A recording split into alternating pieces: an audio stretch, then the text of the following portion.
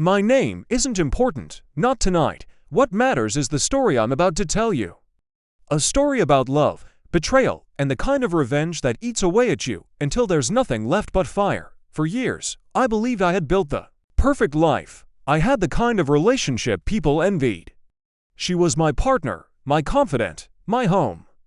I gave her everything, my trust, my loyalty, my future. But one night, everything shattered.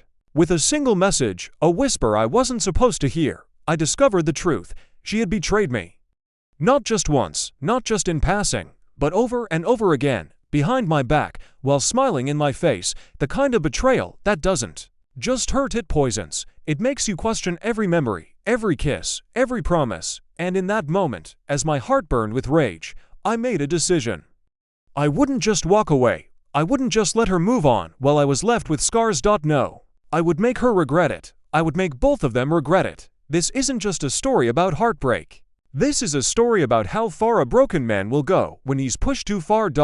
And if you think you know how this ends, you don't. For a long time, I believed my life was everything I had ever wanted. I woke up every morning next to her, watched the way the sunlight touched her face, and thought, this is it. This is happiness. We had our routines, our jokes, our little arguments that always ended with laughter. To the outside world, we were the couple everyone envied, the kind of love people put in movies. But what I didn't know then was that it was all a performance.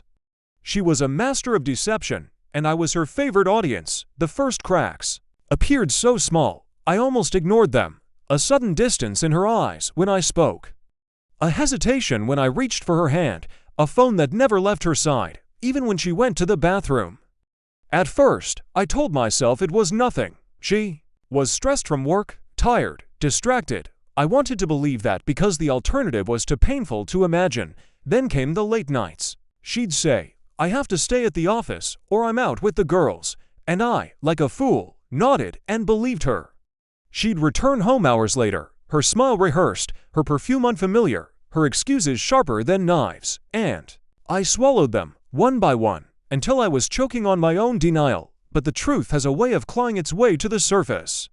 One evening, while she was in the shower, her phone lit up on the nightstand. I didn't plan to look. I wanted to trust her, but something in me, some instinct I couldn't silence, pushed me closer. My hands trembled as I picked it up, my breath caught in my throat. The message was short.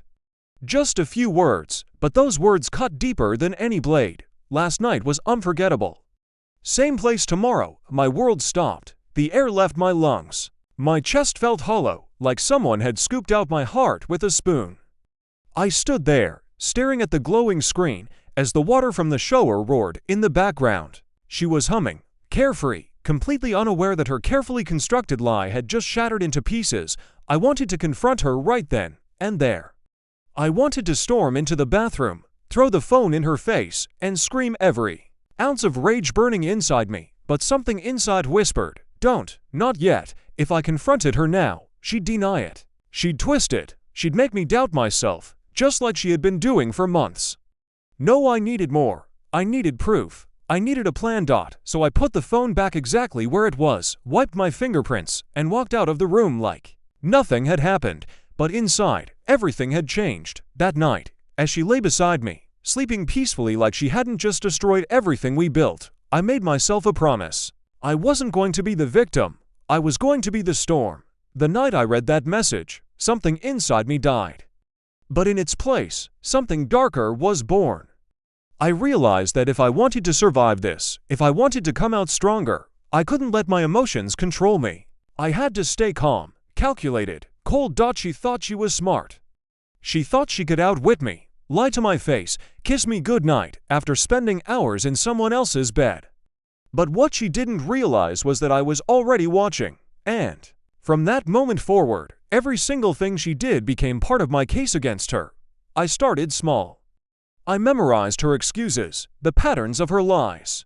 When she said she was working late, I wrote down the time she left and the time she returned. When she claimed she was out with friends, I checked her social media. Nothing posted, nothing shared. It was as if she was living two lives, and I was just the background character in the one she showed the world. The phone became my greatest weapon. Late at night, while she slept, I would carefully unlock it. At first, it was just messages short, suggestive notes from a man saved under a fake name. But the deeper I dug, the more I uncovered photos, call logs, even locations. Every secret meeting had a timestamp, every lie had a digital footprint. My hands would shake as I scrolled through their conversations. He wasn't just some stranger, he was someone she knew well, someone who had been around us before. The thought made bile rise in my throat. I remembered shaking his hand, offering him drinks at our table, laughing at his jokes, and all the while they were laughing at me, but rage wasn't enough. I didn't want to just scream, break things, and end it. That would give them an easy escape. What I wanted was control. I wanted her to wake up one day and realize she had been living in a house of glass, and I was the one holding the hammer. So I started collecting. I took screenshots of everything and stored them on a hidden drive. I photographed receipts she carelessly left in her purse, hotel bookings, dinners, drinks, all under the same man's name. I even placed a small recording app on her phone, set to activate during certain hours. The things I heard made my blood boil. Her laughter, her whispers, the sound of her saying things to him she hadn't said to me in years, and the worst part, she sounded happy, happier than she ever was with me. Every piece of evidence was another nail in the coffin I was building for her. And yet, I kept quiet. At home, I played the role of the loving partner. I smiled, I asked about her day, I kissed her good night. She didn't notice the shift in my eyes, the way I studied her like prey. She thought she was winning, but I wasn't planning to leave quietly. I wasn't planning to just walk away. I was planning to burn her world to the ground. Living with a liar is like sharing a bed with a loaded gun. Every smile, every kiss, every I love you feels like it could explode at any moment. But I didn't flinch. I played my role perfectly, and that was my greatest weapon, she thought. She was clever, hiding her phone under her pillow, stepping outside to take a call from work, or coming home with rehearsed excuses. She didn't realize that every step she took, I was one move ahead. I started small, testing her lies. One night, she said she was going to stay late at the office.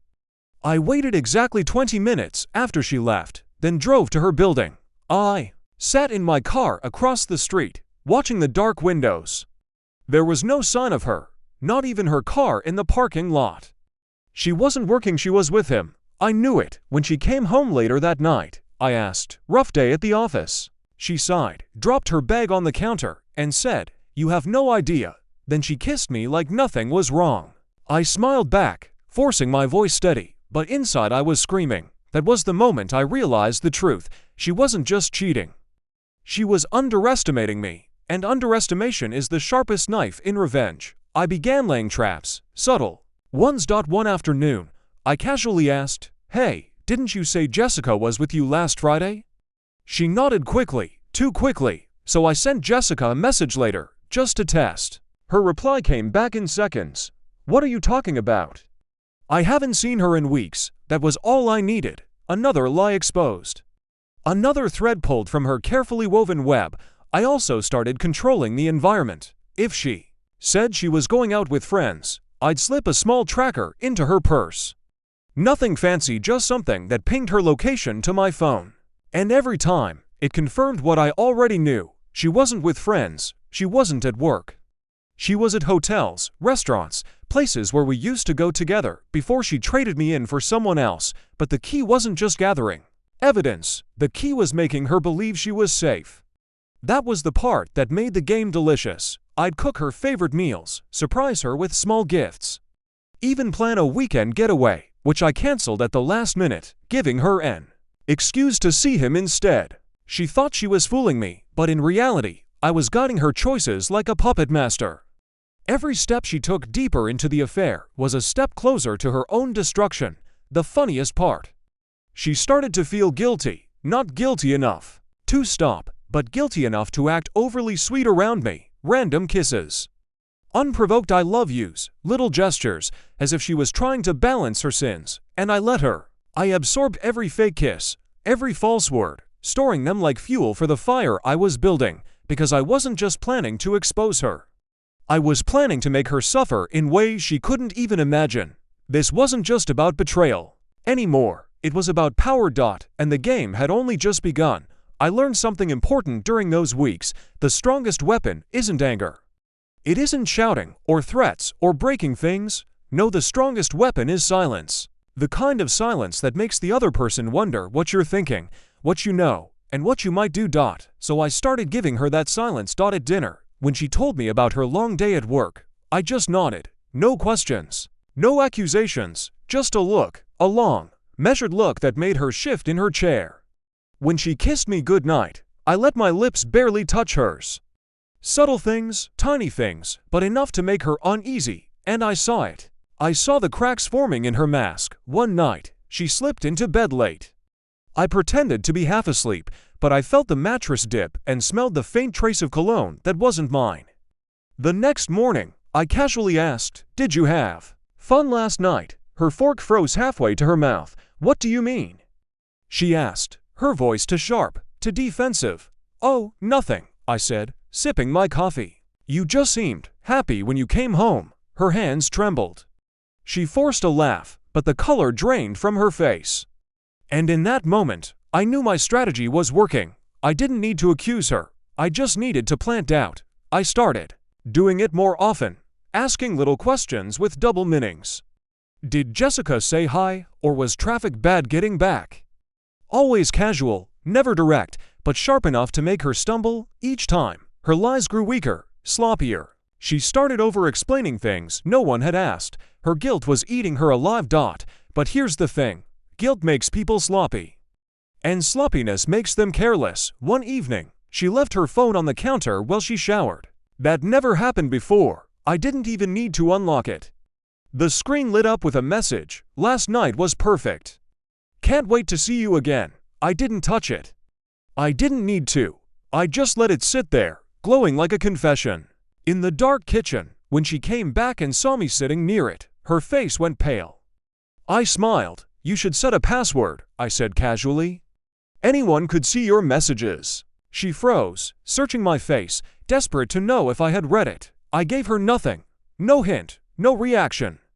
Just a smile. That was when the paranoia set in. She started watching me more closely, asking where I was going, what I was doing. She began hiding her phone even in the bathroom, keeping her bag zipped tight. But the more she tried to hide, the more obvious she became. Her world was unraveling, thread by thread, and I was the one pulling at the seams. And I loved every second of it, because the moment she realized I wasn't blind, wasn't oblivious, but instead calm, quiet, and watching, that was the moment she lost control. And control, after all, was the very thing I intended to take from her. Revenge is a dish best served cold. I wasn't interested in screaming matches or broken dishes. I wanted something cleaner, sharper. I wanted her to destroy herself while I stood in the shadows and watched it happen. The beauty of betrayal is that it carries its own poison. All I had to do was guide her toward drinking it. I began planting seeds, tiny suggestions that would force her to slip, force her to reveal her own lies. One Saturday morning, while we were having breakfast, I casually mentioned, "My boss invited us both to dinner next week. He said it's important." It was a lie. I had made it up on the spot, but the moment the words left my mouth, I saw panic flicker in her eyes. She hesitated, then said, "Next week." "Oh, I think I might have plans with Jessica." Jessica, again, the imaginary friend she used to cover her tracks. I nodded, pretending to believe her. "No problem," I said, smiling. "I'll just tell my boss you can't make it." Her relief was obvious too obvious, and that told me everything. She had already planned to meet him. She wasn't going to cancel. And I wasn't going to stop her. Instead, I prepared. I started documenting everything.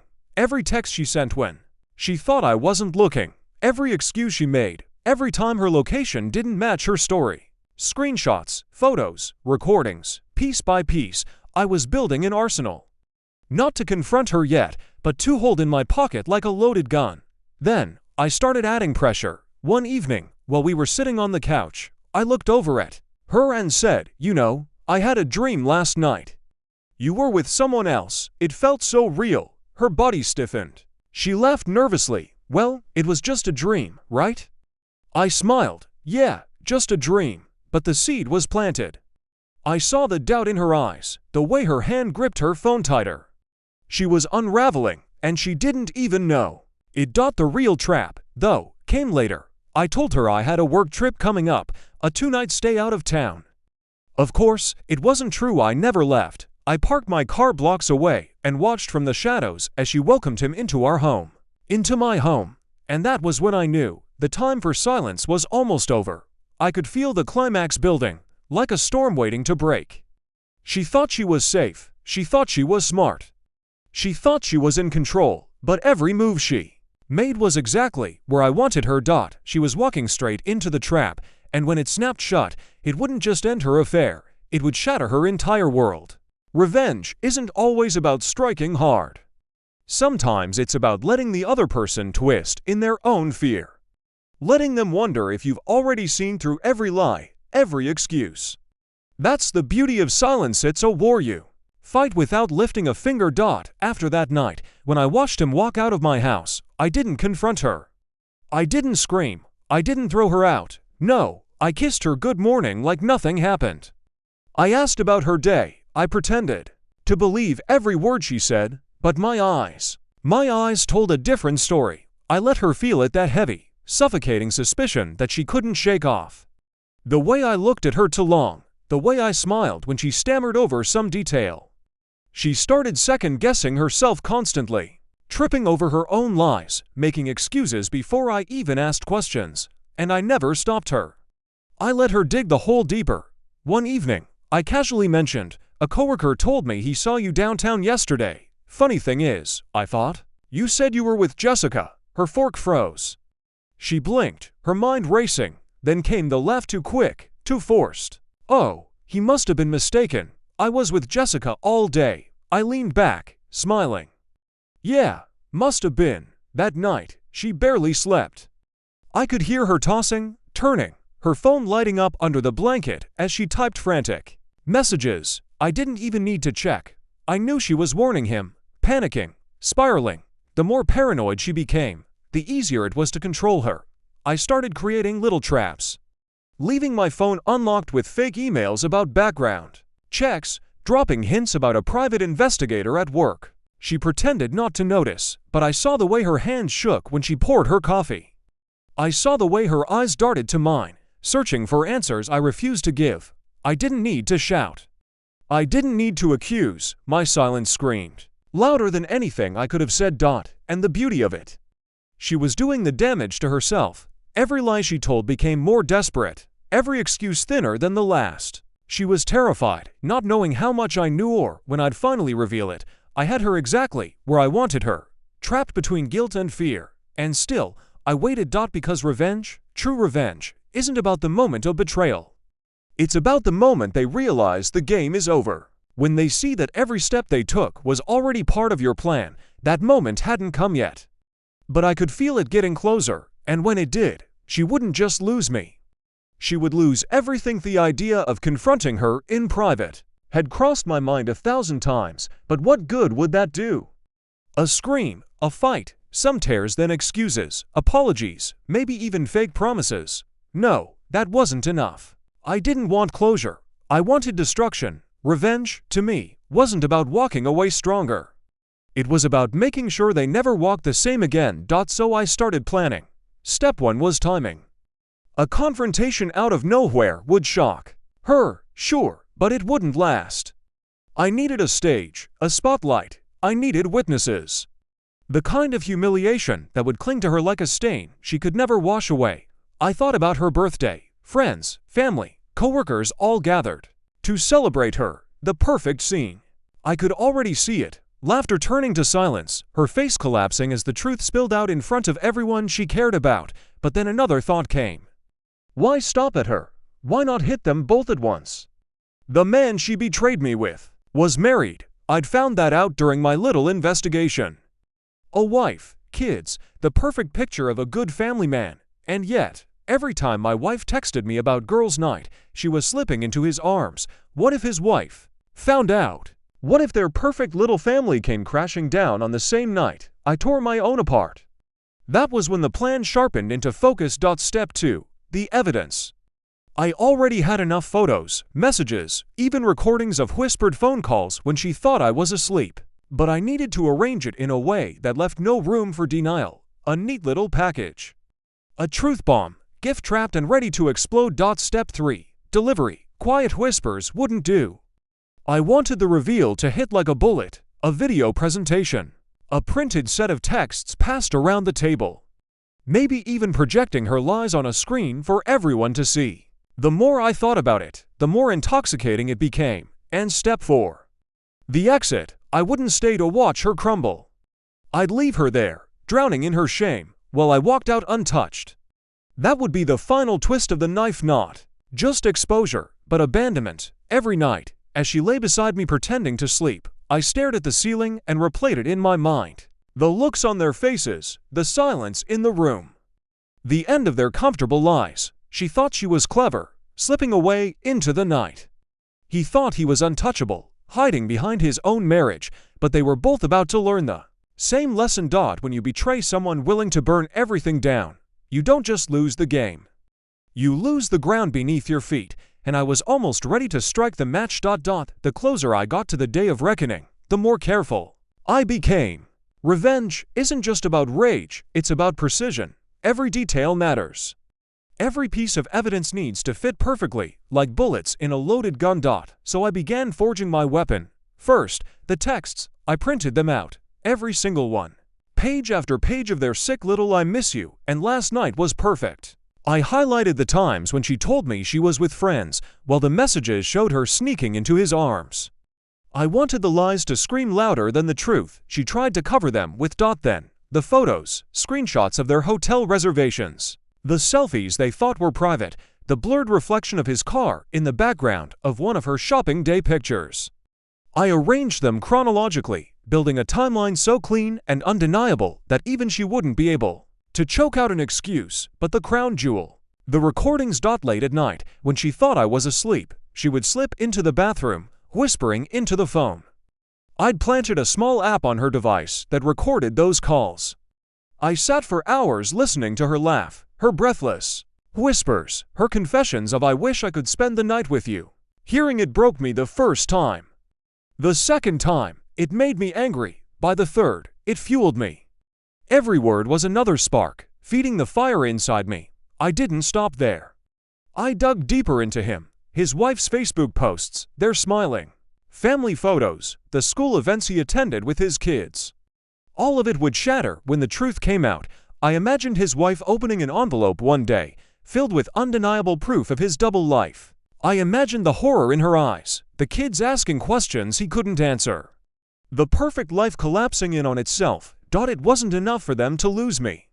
They had to lose each other. They had to lose everything. And as I gathered all this evidence, I kept playing the role of the clueless husband. Breakfast together, casual kisses. How was your day? That dripped with fake warmth. She thought she was safe. She thought her lies were holding, but every time she laughed, every time she touched my arm or smiled at me, I knew I was closer to the moment when that smile would vanish forever. I stored all the evidence in a neat folder on my computer, backed it up on a flash drive, even printed physical copies. I treated it like ammunition because that's exactly what it was. This wasn't just preparation. This was war, and my weapon was ready. Now, it was only a matter of choosing the right battlefield, and when the day came, I promised myself, no mercy, no hesitation. Just the cold, sharp truth cutting through their lies like a blade. Collecting the evidence was the easy part, turning it into a spectacle that was the challenge. Because I didn't just want to tell her I knew. I wanted to show her world collapsing in real time, in front of the people she respected the most. The stage had to be perfect. I thought about doing it at home, just the two of us. But that wasn't enough. Private pain fades. It gets buried, twisted into excuses. She'd find a way to spin it, to beg, to cry until maybe I'd question myself. No, she didn't deserve the privacy of a quiet ending. So I imagined something bigger. A dinner, a gathering, maybe her birthday. Maybe our anniversary, some event where she would expect love and celebration and instead receive ruin. That's when I remembered her promotion party coming up at work. She'd been bragging about it for weeks. "It's going to be such a big night," she said, her eyes shining with pride. She had invited coworkers, her boss, even a few family friends. Everyone important would be there. It was perfect. I pictured her standing there, glass of champagne in her hand, smiling at everyone who congratulated her. And then me stepping forward, calm, collected. My voice steady as I thanked everyone for coming, before dropping the truth like a bomb. Not just words, evidence. I could already see it. A slideshow, the photos, the messages, even the recordings playing through the speakers. Every smug laugh, every whisper of "I miss you," her smile crumbling, her eyes darting around the room as whispers turned into gasps. She wanted the spotlight. I would give it to her. But why stop with her? What if his wife was there too? What if she saw her husband's betrayal in front of everyone? 2 lives shattered in one strike. 2 liars exposed together, unable to deny a single thing. The thought sent a thrill down my spine. I wasn't just imagining revenge anymore. I was scripting it, producing it, directing it like the cruelest play ever written. Of course, it had to be airtight, no glitches, no chance of her deleting something or him finding a way to twist it. I backed up the evidence in multiple places: my phone, a flash drive, a hidden cloud account. I even considered mailing a copy to myself, sealed and untouchable, just in case. At night, lying in bed beside her, I rehearsed my lines. The opening words, the reveal, the silence afterward. The look on her face when the mask she wore every day finally cracked in half, and she had no idea. She still kissed me goodnight. She still texted him when she thought I wasn't looking. She still believed her game was flawless, but I was the one writing the ending now. The promotion party was just weeks away. My patience was running thin.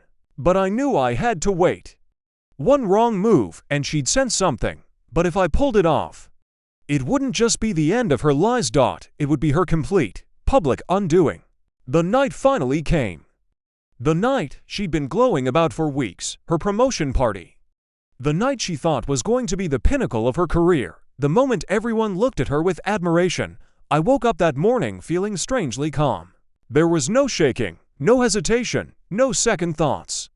I had rehearsed it so many times in my head that it felt less like revenge and more like a performance I was destined to deliver. She, on the other hand, was buzzing with excitement. She spent hours picking out her dress, curling her hair, and standing in front of the mirror rehearsing her smile. She looked radiant, I'll admit, radiant, but hollow because I knew what was behind that smile. At breakfast, she leaned over and kissed me, her lipstick brushing against my cheek.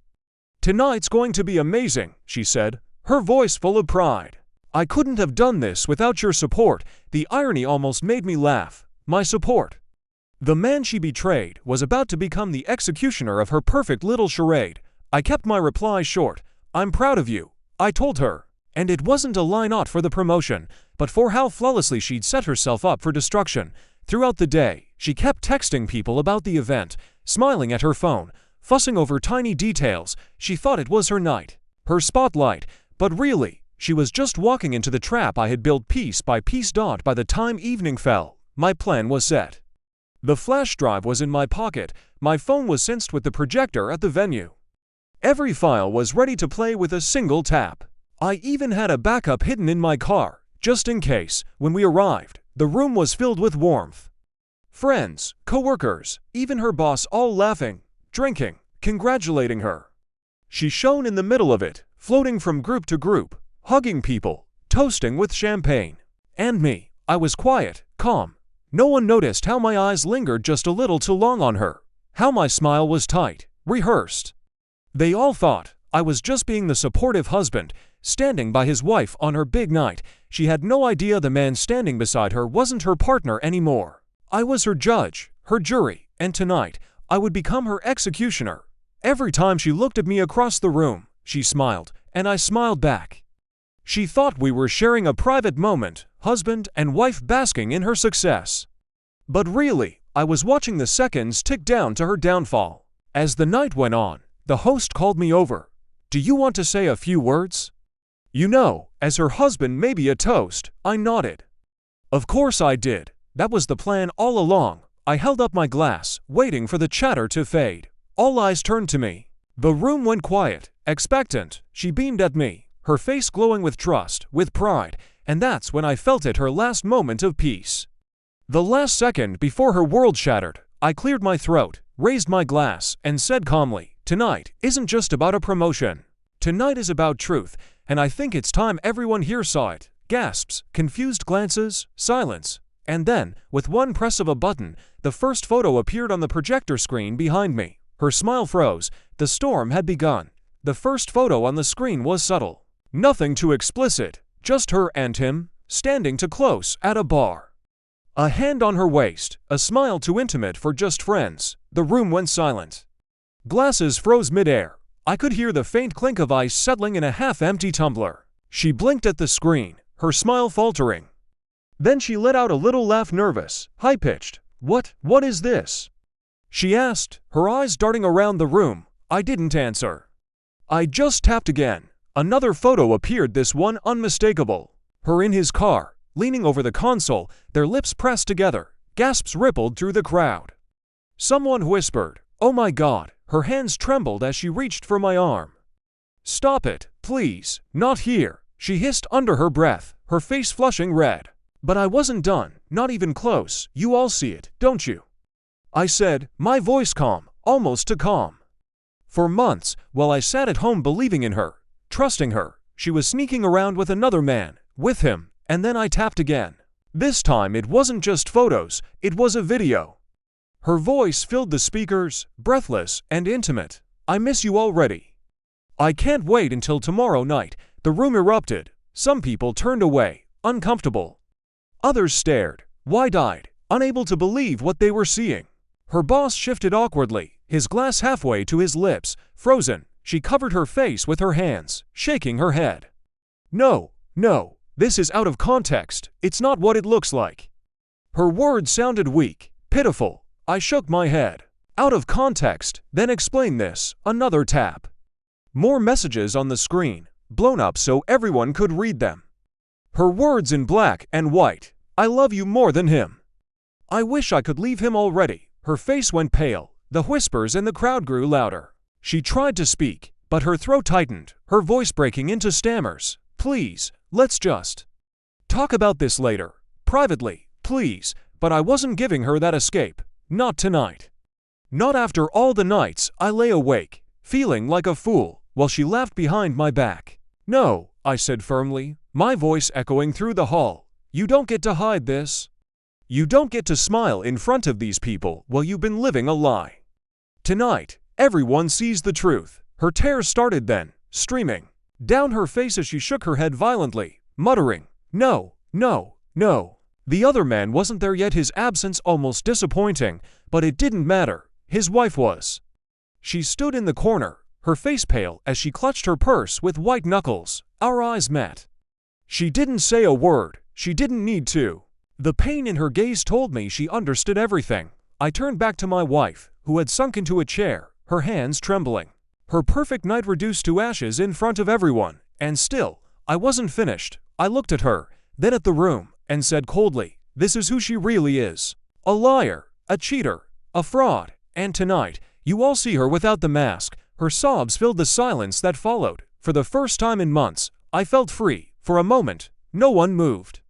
The air was thick, heavy, suffocating. My wife sat slumped in the chair, her face buried in trembling hands, sobbing. But the silence didn't last long. Whispers spread like wildfire. People leaned into each other, voices rising. "Did you see those messages? Unbelievable, right here, at her own party." Some guests shifted uncomfortably, their smiles gone, as if they'd suddenly been dragged into a scene they had no right to witness. Others looked fascinated, almost entertained, like they were watching a scandalous movie unfold live. Her boss, a stern man with salt and pepper hair, finally cleared his throat. This is highly inappropriate," he muttered, though his eyes stayed glued to the screen, as if he couldn't look away. And then came the eruption dot from the far corner. A voice sliced through the noise. "You bitch." It was her, the other man's wife. She stormed forward, her face red, eyes blazing with fury. She didn't hesitate. She slapped my wife across the face so hard the crack echoed through the room. Gasps rang out, a glass shattered somewhere. My wife screamed, clutching her cheek, but the woman wasn't done. She shook with rage, tears streaking down her face as she shouted, While I was at home raising our kids, you were sneaking around. With him, you ruined my marriage. You ruined everything." Her words cut deeper than my own. People stepped back, giving her space, but no one stopped her. It was as if the entire room agreed she had the right. My wife stammered, her voice breaking. I never meant to," but the woman cut her off with another yell. Don't you dare pretend you didn't know what you were doing." The tension in the room was unbearable. Some guests turned toward the doors, whispering about leaving, but most stayed, their eyes glued to the chaos, unable to resist the gravity of destruction. My wife, mascara running down her cheeks, finally turned to me. She crawled toward me on her knees, grabbing at my leg. "Please, stop this. Please, don't let them think I'm a monster. We can fix this, we can talk, I'll do anything. Just please." Her voice cracked. Desperate, pathetic. I looked down at her, my face cold, my chest steady. For months, I had begged silently for honesty. For months, I had prayed she would look me in the eyes and confess, but she never did. Now she wanted forgiveness only because her lies had been dragged into the light. "No," I said simply. One word, but final. The other man's wife let out a bitter laugh. "He's done with you." "And so am I with him." She turned sharply and stormed out, slamming the door behind her. All eyes shifted back to my wife, who now sat on the floor, broken, her perfect image shattered beyond repair. She sobbed harder, rocking back and forth, whispering words no one could understand. I could feel the weight of every stare in the room, some on me, some on her. A mix of pity, judgment, shock, but for me, it was liberation. The cage she had built around me with lies had finally collapsed, and I was the one holding the key. Her promotion party was over. What remained was ruin. She stayed on the floor, her knees pressed against the polished wood, her hands clawing at the hem of my jacket, as if holding on could somehow undo everything. Her voice was hoarse, broken. "Please. Don't leave me. Don't humiliate me like this. I'll change. I swear. I'll make it right." Her sobs echoed in the stunned silence of the room.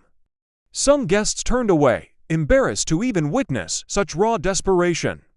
Others stared opally, waiting for my response like it was the final verdict in a trial. I pulled my arm free from her grip, slowly, deliberately. The contact of her hands made my skin crawl. "You already humiliated yourself," I said coldly. "You did that the moment you chose him over me.